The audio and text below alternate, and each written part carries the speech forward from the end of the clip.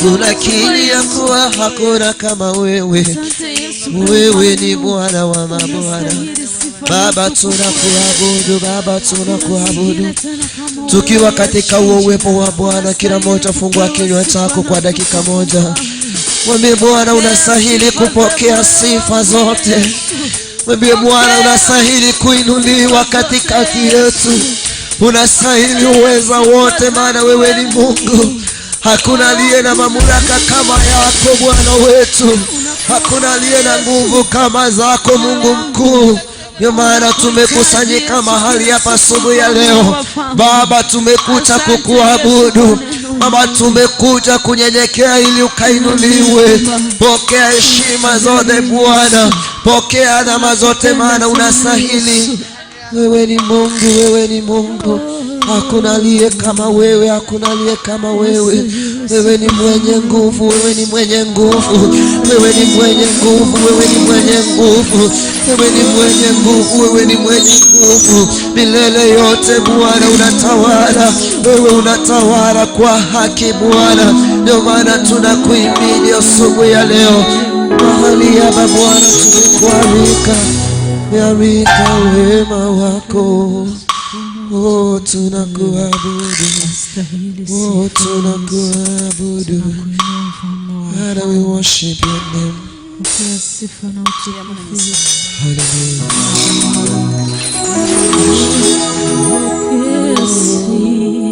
We worship you, Jesus. You're mighty, O God. Hallelujah. You're mighty. You're mighty. Hallelujah. Father, in the mighty name of Jesus Christ,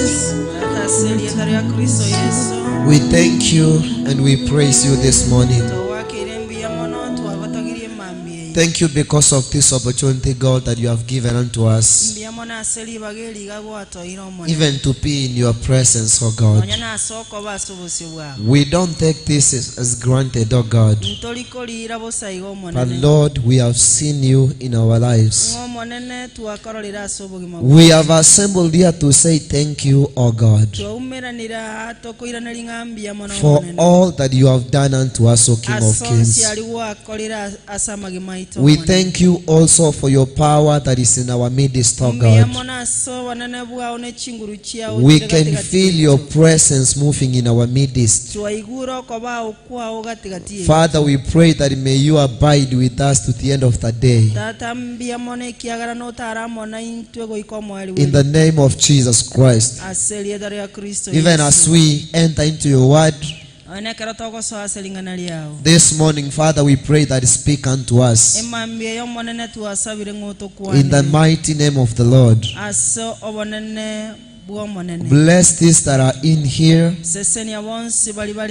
they that are watching us, and they that are listening unto us, oh God. I know you have a word for somebody this morning. Speak it through us, O King of Glory, so that your name may be glorified.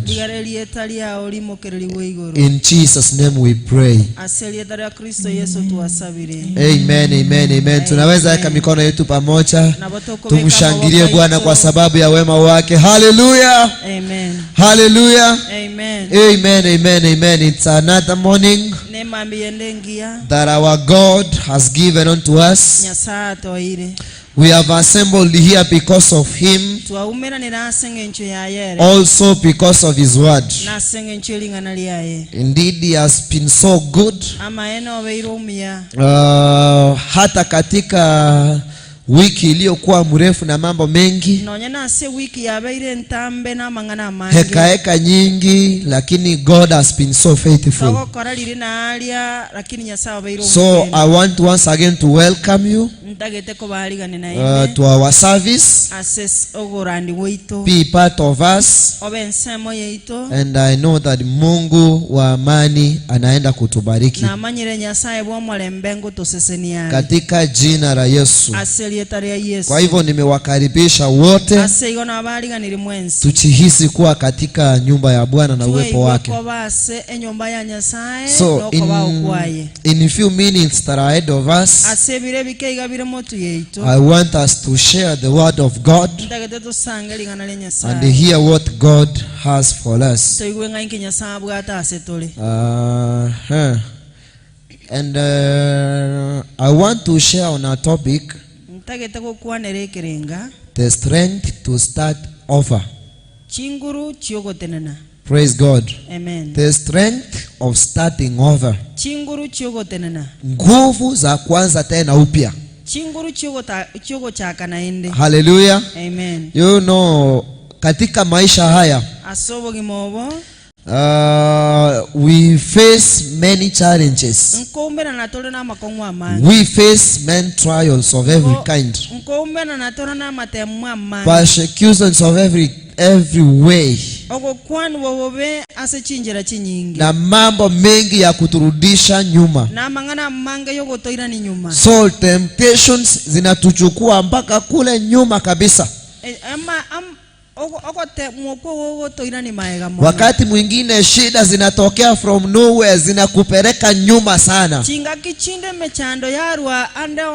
So as an individual, unapata ya kwamba hauna nafasi ama hauoni kama kunaweza kuwa na tumaini tena. Unafikiria like nataka nisimame nianze tena mwendo. But you don't have that strength of starting again. So you have a desire. You have a burning desire in you. After falling, you want to arise. You admire to stand and start moving. Because you acknowledge that our God is God of second chance. But now when you remember what you have been passing through, unakosa hata nguvu ya kusimama na kuendelea. So this morning the Lord wants to speak to you. That He is the same God who was when you were tempted. When you were falling, He was the same God. So He is the source of your power. He can give you new power so that you can begin the journey once again. He can fulfill your desire of moving forward. In the name of Jesus. So this morning, you have a desire of moving forward, but you are weak. I want to encourage you that the Lord, who is your creator, this morning is going to strengthen you in the name of Jesus. Inawezekana unaweza simama na uendelee na safari. In the book of Philippians, chapter number 1 and verse number 6. This is what the Bible says as we begin. And I am sure of this, that He who began good work in you will bring it to completion at the day of the Lord Jesus Christ. Ninde nobo maenanga eroyo chagete merememia asemio ya ino ime naye ikiranie goikari tukoliria ya Kristo Yesu. Praise the name of the Lord. Amen. So Paul is advising these people, despite what they are passing through, discouragements of every kind, they are passing through difficulty times. Here he wants to encourage them. He wants to tell them that your Creator surely lives. The Lord who was, The Lord who created you. Remember, we are the works. We are the works of the hands of the Lord. Hakuna mtu alijiumba. Wote tumeumbwa kwa mfano wa Mungu. Kwa hivyo Paulo anataka kuwatia moyo, akiwaambia ya kwamba inawezekana kwa nguvu zake yule aliyewaumba. Anawaambia ya kwamba nina uhakika na yeye aliyeanzisha kazi njema ndani ya maisha yenu. Yeye aliyeona ni bora muumbwe jinsi ambavyo mulivyo. Hata kama munapitia changamoto na hali ngumu ya maisha, yeye ni mwaminifu, ataweza kuwatia nguvu za kuwaendelesha mpaka siku ya Kristo Yesu ambaye tunayemngojea. Bwana Yesu asifiwe. Kwa hivyo katika maisha haya, wakati tunapopitia changamoto nyingi, let us not see that we are alone. Hata wakati tumerudi nyuma kabisa kwa hili na lile, tunaona ya kwamba haliwezekani,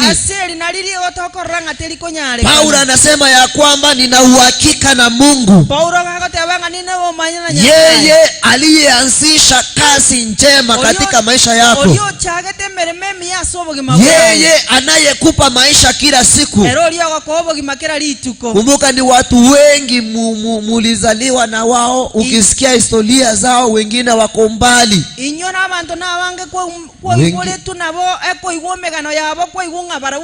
wengine wamekufa, wengine wako chini katika hii hali na ile. Lakini wewe hata kama unang'ang'ana na maisha, Mungu bado hacha kuachilia. So Paulo anawaambia ya kwamba nina uhakika na huyo Mungu ya kwamba kile alichoanzisha ndani yako hakuna mtu atakayesimama akizime. Kwa uaminifu wa Mungu, we will carry it to accomplishment in that day of Christ Jesus.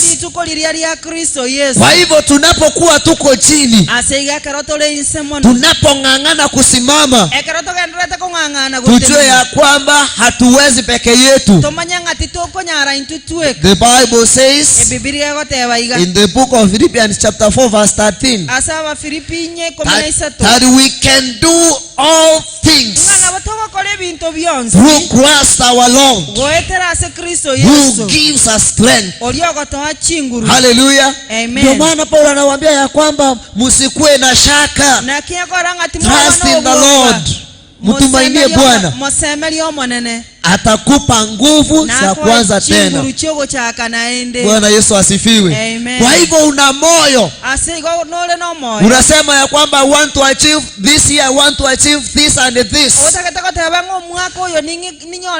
Unapotazama karibu na wewe kitakacho kufikisha pale,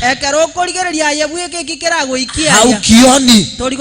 I want to encourage you that there is new strength which God is giving you, and this strength will make you to start over in the name of Jesus. I pray that may this God that we serve do it unto you in the name of Jesus. Kwa hivyo maisha yanaweza kuwa magumu, lakini mtu uko na tamanio la kufanya kitu katika maisha, uko na moyo wa kuinuka hata katika maombi, lakini unapoangalia hauoni kama utaweza. Unasema ya kwamba mwaka huu unataka kufast, niombe sana. Wakati umepanga ratiba yako, unapata kazi unahitajika sana. Biblia inasema kwamba nina uhakika na yule Mungu aliyeanzisha kazi njema ndani yenu. ya kwamba ataipepa mpaka ataikamilisha. Kwa hivyo inawezekana kwa Mungu ya kwamba kwa nguvu zake tunaweza inuka mara tena katika jina la Yesu. Hata ukitazama katika vijiji vyetu mahali tunatoka, unaweza ona watu waliokuwa chini sana, hawakuwa na tumaini lolote. Hata wewe katika maisha yako ukipiga hesabu miaka michache nyuma, mahali Mungu amekutoa na mahali amekufikisha haikuwa rahisi. Mahali umefika, inua macho yako tena, mtazamie Yesu. Yeye ana uwezo, yale ambayo hauyawezi kwa nguvu zako, kwa nguvu zake tunayaweza. That is why nimekuja na hii topic ya kwamba the strength to start over. Unaweza fika mahali unachoka, magonjwa yanakusumbua mpaka unasema hata hili naro siwezi kuepuka, kila siku ni wewe. Mpaka tunakuombea, unainua tumaini ya kwamba unapona. Tunapoondoka tu ile hali inaendelea. Kwa macho ya kawaida mtu unaweza kuwa yani ile hali ikiendelea kwa macho ya kawaida unaona ya kwamba haiwezekani. Hata kwa haya maombi wameniombea naona siponi. But I want to encourage you this morning that our God is going to give you new power. He is going to give you new strength. Even when you have passed through challenges of every kind, atakupa nguvu za kuanza tena katika jina la Yesu. Kwa hivyo even people around you, they are watching over you. Watu wanasema ya kwamba mtazame muone vile atakuwa katika hali yako. Kumbe katika maisha haya kuna watu wanachua zile hali ambazo tunapitia. Wanapokutazama kila siku wanaona ya kwamba hakuna tumaini. Macho yao yamekuangalia tu huko chini. Wengine hayo ndio maombi yao. Wanataka tu kae mahali ulikuwa mwaka jana, mahali umekaa miaka 10. Wamekuwa wakikuzoea kukuona mahali hapo. But I want to encourage you, this is your time. Mtumishi wa Mungu Daudi anasema katika Psalms that I lift my eyes to the mountains. Where does my help comes from? He answers that my help comes from the Lord, the creator of the heavens and earth. Amen. So hata kwako unapotazamia msaada, macho yako usiyaelekeze kwa watu. Mtazamie Yesu, yule aliyeanzisha kazi njema ndani ya maisha yako. Nina uhakika na yeye asubuhi ya leo ya kwamba yeye ni Mungu, anatimiza ahadi zake. Yeye ni Mungu anayekumbuka agano lake. Hata kama binadamu tunasahau, God will never forget his covenant. Ndio maana Waisraeli walipofika katika pahali Sham, wanapoangalia mbele wanaona maji, wanapoangalia kando kando wanaona milima, wanapoangalia nyuma tena Farao anawafuata. wanaona ya kwamba hawana tumaini. Then the servant of the Lord Moses anamuuliza Mungu, what shall we do?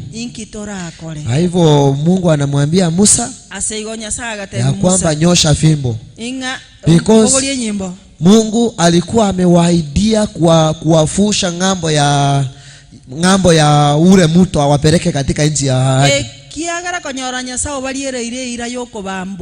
Yule Mungu ndiye Mungu wetu aliyewatendea wana wa Israeli, pia sisi anaweza kututendea. So kuwa na tumaini ya kwamba Mungu atakushika mkono na atakuinua kwa nguvu zake mwenyewe. In the book of Matthew chapter number 19, verse number 26,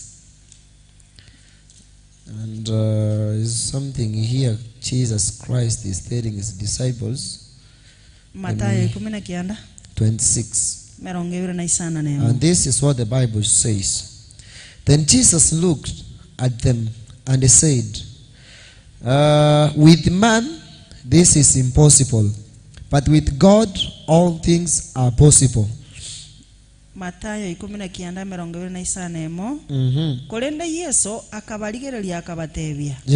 Asemwanya abantu takonyalekana, kolenda asinyasaye onsi nigo akonyalekana. Bwana Yesu asifiwe. Amen. Hapa ni wakati Yesu amekaa kuna wanafunzi wake. Aigana keronya Yesu abaira na aboroki bubaye. Jamaa mmoja anamkujia. Montoyo maka mojera. Anamuuliza ya kwamba ni jinsi gani mtu atakavyoona ufalme wa mbinguni. Okomowolinga akio mondara arorobo ruozi wa Nyasaye. Huyo mtu alikuwa na moyo, alikuwa anataka uone ufalme. Omonto yiga alenga na moya ataketa arorobo ruozi. Na Yesu anamwambia, Yesu akamotebia. When you read in verse number, let me read verse number 20. And number 16, the Bible says, behold, a man came up to him, saying, Teacher, what good deed must I do to have eternal life? Verse number 17, he said to him, why do you ask me about what is good? There is only one who is good. If you will enter life, keep the commandments, he said. Verse number 18, let me read some of the commandments that he was told to follow and to do. Verse 18, he said to him, which ones? Jesus said, you shall not murder, you shall not commit adultery, you shall not steal, you shall not bear false witness, honor your father and your mother, you shall love your neighbor as you love yourself. And the young man said to him, all this I have kept. So yani alimkujia, alikuwa anataka kujua ni jinsi gani mtu ataingia katika ufalme. So Yesu akamweleza yale yote ambayo mtu anapaswa kufanya. So akamwelekeza.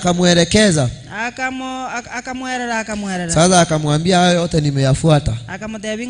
Akamwambia nenda uza vile uko navyo, gawia maskini. Yule jamaa akasema hilo ni gumu. Yesu akawaambia wanafunzi wake, sasa itakuwa ngumu kwa mtu tajiri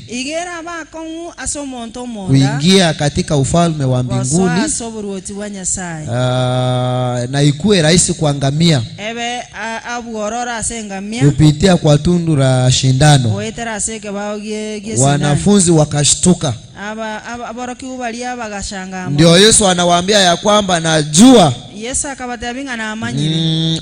Alipowaangalia akasema ya kwamba najua kwa macho yenu kama binadamu akabaligara akabatabinga ni manyeta sa maisha inaweza kuwa ngumu. Nabeko bakong. Niache ngamia ataweza pita tundu la shindano. Inga kiengamira eta seke baogesi. Kama uzi kupita hapo inakuwa ngumu. Onye togo etaroro onye goeta kwe usigo kabako kong. Ngamia ni mrefu ataweza pita. Ngamia ntambe era kole. Kwa macho ya binadamu ni ukweli inaweza kuwa ngumu. Lakini kwa Mungu mwenyewe mambo yanawezekana. Kwa hivyo ningependa kuutia mtu wa Mungu moyo asubuhi ya leo ya kwamba Mungu ni yule yule. Inawezekana kwa nguvu zake. Kwa hivyo kwa nguvu zetu huenda hatutaweza. But there is power and strength to start over. Kwa sababu Mungu ndiye anatupa hizo nguvu katika jina la Yesu. Naomba ya kwamba mambo yote yale ambayo yamekuwa yameshindikana katika maisha yako yaanze kuwezekana katika jina la Yesu. Kwa sababu yule aliyeanzisha hiyo kazi anaishi bado. Katika jina la Yesu Kristo. Katika kitabu cha Warumi 8 mstari wa 31 kuna neno hapa ningependa tusome. Warumi 8:31. Yes, umeipata? Ninkirende turateba sayo. Onye Nyasaye ore ensemo yaito. Yes. Ningora nyare gutubwa. Praise God. Amen. The Lord is on our side. Omonene no ara ensemo yaito. He knows what we are passing through. Na manyetari tugwitira. So Paul is saying here, asego Paulo gagukwanaga, what then shall we say to these things? If God is on our side, who will be against us? Praise Jesus. Amen. Kwa hivyo katika ile mambo ambayo unataka kuyaanza, you know that you are not alone. Mungu yuko pamoja na wewe. Katika mambo yale magumu unaona ya kwamba uyawezi, wewe jua ya kwamba Mungu yuko pamoja na wewe. Katika jina la Yesu Kristo. Na akiwa katika upande wetu, ni nani huyu tena atakayesimama na kinyume na sisi? Ni yapi haya yatakayokuwa magumu kwetu? Because yeye ambaye anasababisha mambo ako katika upande wetu. Kwa hivyo tukiwa katika hali ngumu, wacha tumkumbushe Yesu ya kwamba we are the works of your hands. Tumkumbusha kwamba give us new strength to start over. Tumungoche katika hali zote, na yeye ni Bwana. Kumalizia, in the book of Isaiah chapter 40 verse number 31. Let me read. And yes, Isaiah number 40 verse 31 there. The Bible says, but they who wait for the Lord shall renew their strength. They shall mount up with wings like eagles, and they shall run and not be weary. They shall walk and not faint. Yeah. Isaiah 40:31. Kulenda abubaganyete na gosemerio monene bae guchinguru chinyia. Mbairuruke guchia igoro ne chimba babone chiebiongo. Amen. Babe bakominyoka batali korosa, babe bagutara batali kogoya. Praise the name of the Lord. Amina. As I finish, I want to urge somebody ya kwamba mtumainie Bwana for new strength. I know that the strength that he gives, it's not the strength that men can give. Watu wengine tumehangaika huku na kule, tumeenda hata makanisa mengine tupewe maji atuongeze nguvu, tumeuziwa chumvi tukuje tukule ituweke nguvu tuendelee na maisha. Tumeambiwa mambo mengi, lakini Biblia imesema ya kwamba wale ambao wanamungoja Bwana watapewa nguvu mpya. Praise the name of the Lord. Amen. So Mungu atakapokupa nguvu mpya, hizo nguvu zitakuinua kwa viwango vingine. Hizo nguvu zitakusababishia uende mbali, maadamu utakuwa umepewa na Mungu mwenye nguvu. Zitakupeleka mbali katika maisha yako. Kwa hivyo naomba ya kwamba Mungu akutie nguvu mpya. Za kwanza mwendo tena katika jina la Yesu Kristo. Bwana wabariki sana. Nikiomba tusimame juu kwa sababu ya muda, ati tuweze kuimba huu wimbo mmoja ili tuweze kuomba. Usinipite Mwokozi,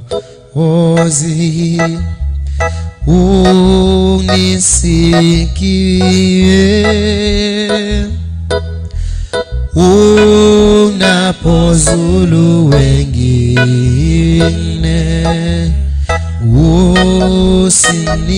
Usinipite, usinipite Mwokozi, unisikie Baba, unapozuru wengine na mimi usinipite. Oh, sema Yesu, Yesu, Bwana unisikie unapozulu wengine, unapozulu na mimi oh, sema Yesu, Yesu, oh Bwana wewe unisikie Bwana, unapozulu wengine Bwana oh, kiti chako cha rehema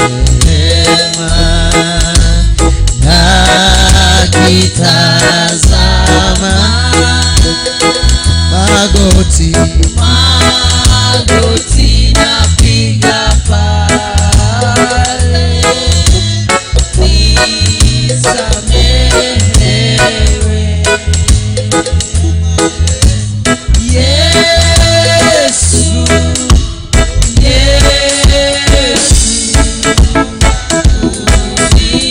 unisikie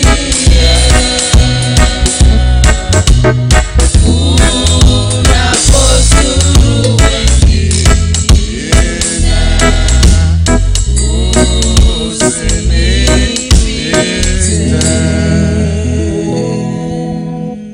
Amen. Tukiwa katika hiyo hali, yule ambaye umetusikiza na kututazama,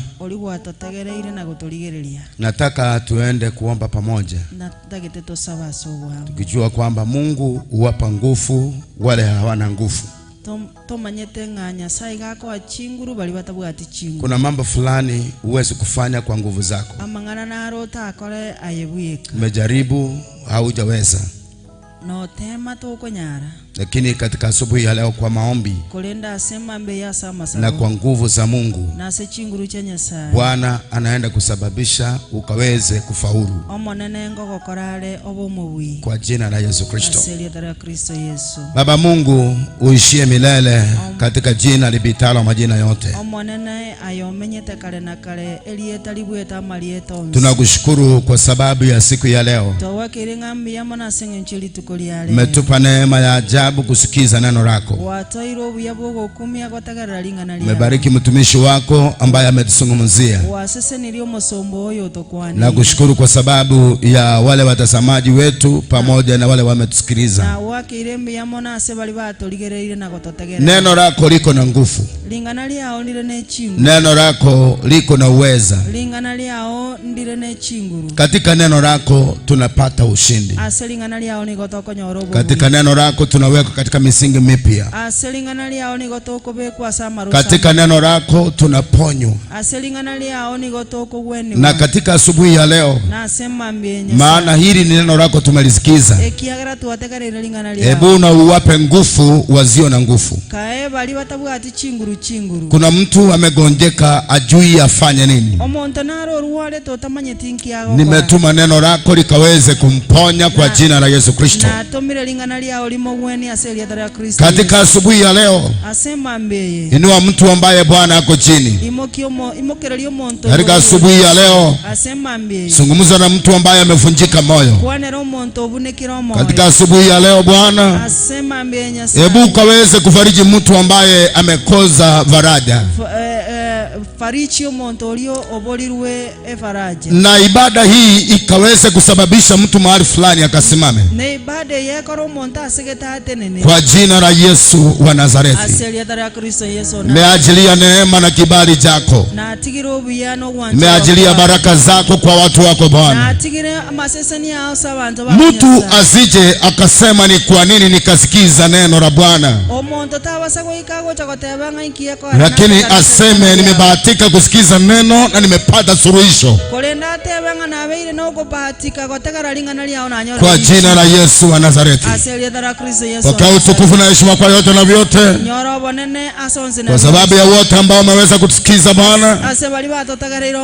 Bariki kanisa lako la Nyamataro P.A.G. Bariki kanisa la Kristo Yesu ulimwenguni kote. Bwana ukatembelee watu na kuwainua.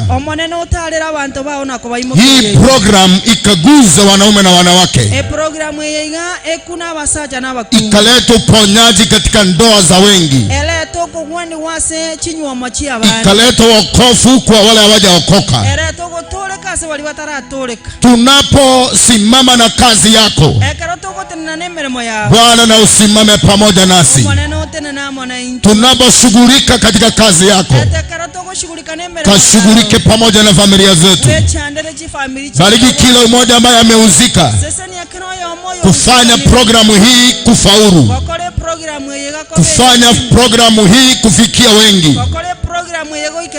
Naomba ukawabariki kwa sadaka wanazozitoa, wabariki kwa fungu wanazozitoa.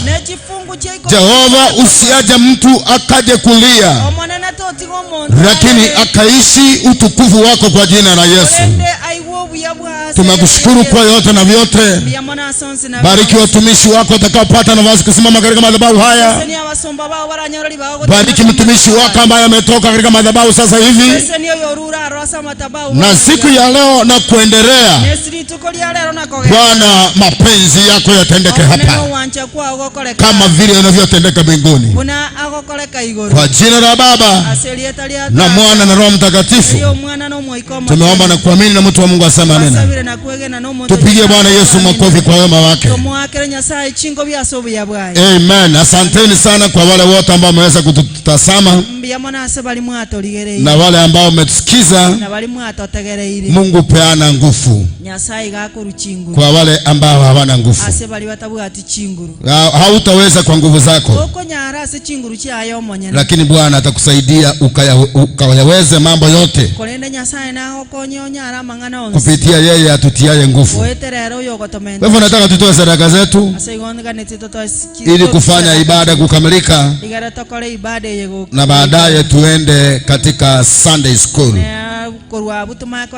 na tutabarikiwa pamoja. Kama uko na pesa mkononi, unakuja hapa kwa madhabahu.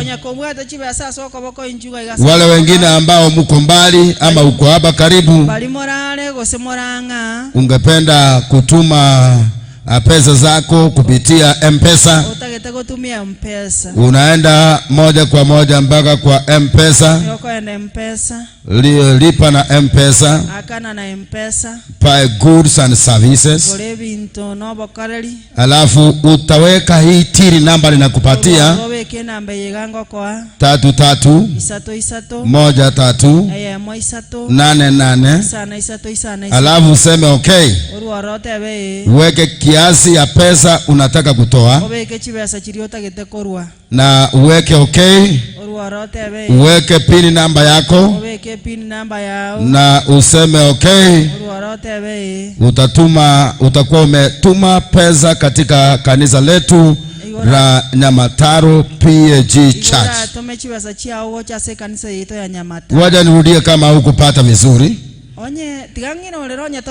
Nimesema kama unataka kulipa na M-Pesa, unaenda kwa lipa na M-Pesa, alafu itakupeleka P.A.G and Services.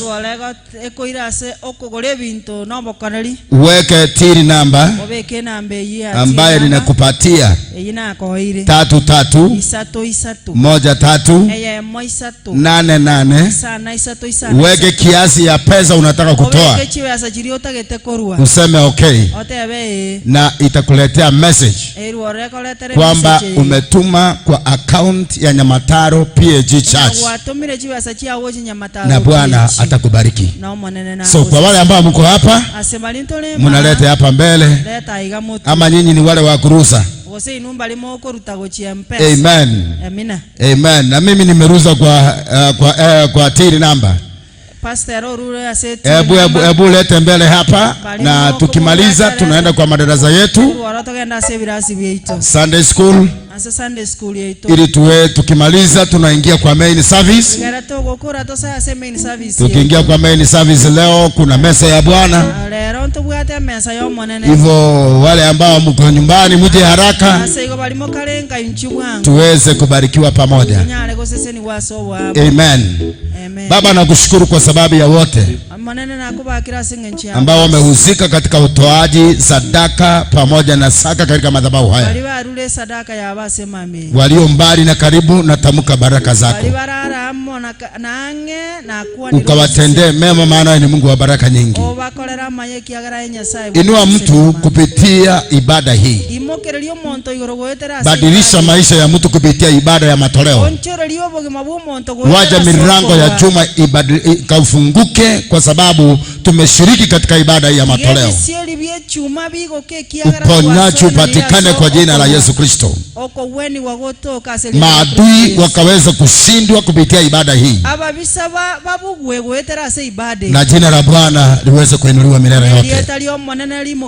Bariki wote wale ambao wamehusika, na sadaka hizi zikaweze kubarikiwa sinapofanya kazi yako ikaweze kuendelea.